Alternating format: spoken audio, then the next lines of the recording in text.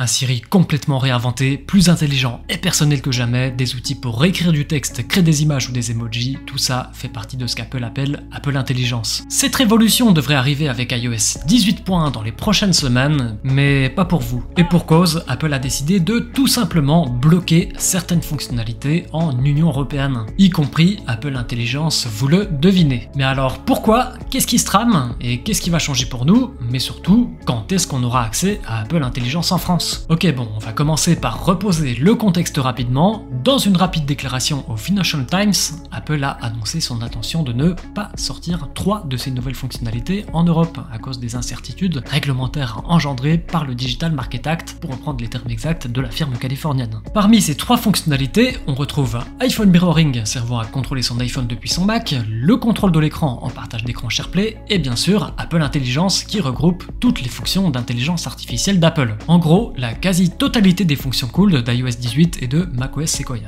Bon, j'abuse un peu, mais ici, c'est drama, ok? Bref, c'est la première fois qu'Apple restreint des fonctions pour une telle raison. Avant toute chose, vous vous demandez sûrement ce qu'est le Digital Market Act, n'est-ce pas? Eh bien, la réponse est simple, c'est une législation européenne qui a pour but de réguler le marché numérique. En gros, qu'il y ait une concurrence équilibrée entre les différents acteurs afin d'éviter un monopole. Et pour décider qui doit se conformer au DMA, l'Union Européenne a mis en place certaines conditions pour définir ce qu'elle appelle des contrôleurs d'accès, gatekeeper en anglais. Par exemple, avoir un chiffre d'affaires de minimum 7,5 milliards d'euros ou encore avoir 45 millions d'utilisateurs par mois sur un service. Pour vous la faire simple, ça cible clairement les géants de la tech dont Apple fait partie. L'application de cette législation est arrivée pour nous utilisateurs avec iOS 17.4 et nous donne le droit par exemple d'installer d'autres boutiques d'applications que l'App Store, voire même d'installer des apps depuis un navigateur web. Fortnite est d'ailleurs de retour via ce système. Il y a aussi d'énormes changements pour la puce NFC de l'iPhone et donc Apple Pay, mais ça ce sera le sujet d'une prochaine vidéo car la situation est, je vous préviens, très grave. Abonnez-vous pour ne pas rater ça bien sûr. Bon, et maintenant qu'on sait tout ça, on peut se demander quel est le rapport entre le DMA et Apple Intelligence.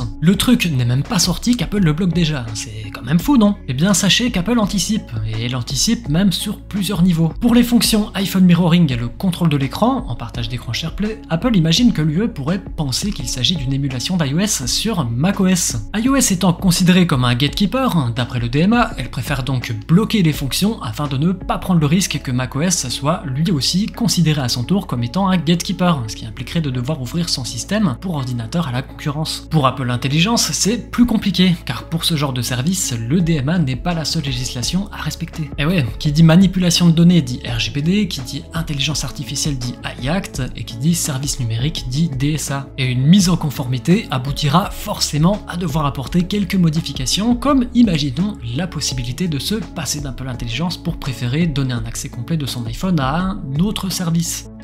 On peut aussi imaginer la possibilité de choisir d'autres IA que ChatGPT lorsque Siri a un peu de mal à nous répondre, bien qu'on se doute qu'à l'avenir, Apple nous laissera le soin de choisir, un peu comme c'est le cas aujourd'hui, avec les moteurs de recherche sur Safari. En attendant, elle préfère bloquer Apple Intelligence plutôt que de se faire amender. Car oui, si amende il y a, l'UE a annoncé que le montant pourrait représenter jusqu'à 10% du chiffre d'affaires mondial de la société incriminée, soit pour Apple environ 40 milliards de dollars quand même. Mais est-ce que le DMA est la seule vraie raison de ce blocage? Microsoft a bien réussi à lancer Copilot, pareil avec Google et Gemini, et jusqu'à preuve du contraire, OpenAI est également bien présent en Europe avec ChatGPT, non? Bien, la réponse n'est pas aussi simple. Oui, ils sont tous disponibles en Europe, mais rien ne garantit que ce sera toujours le cas. Par exemple, OpenAI est souvent attaquée au niveau de la collecte de données pour entraîner GPT, et elle n'est pas non plus vraiment transparente sur les données utilisateurs qu'elle récolte. Et de manière plus globale, une vraie tendance est en train de s'installer, c'est de lancer des fonctions IA le plus tard possible sur notre continent. Parce que oui, Apple n'est pas un cas isolé.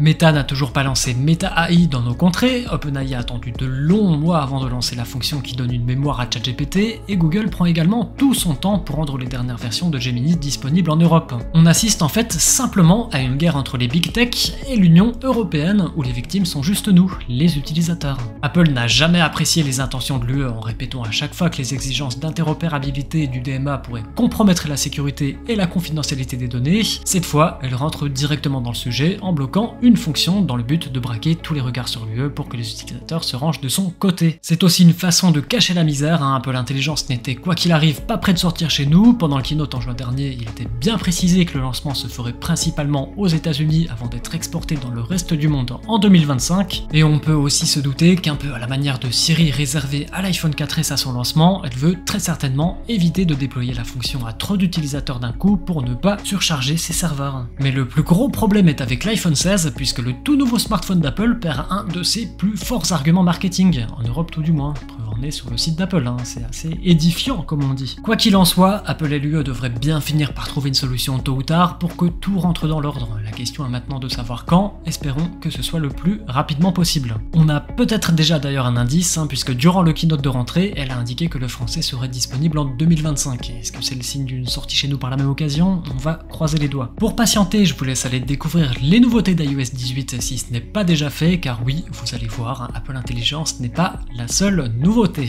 Merci à tous d'avoir regardé cette vidéo jusqu'au bout. Pour me soutenir et ne pas rater les prochaines vidéos, vous pouvez vous abonner, c'est gratuit et ça fait plaisir. N'oubliez pas le petit pouce bleu et le petit coms, ce n'est jamais de trop. On se dit à très vite, ciao.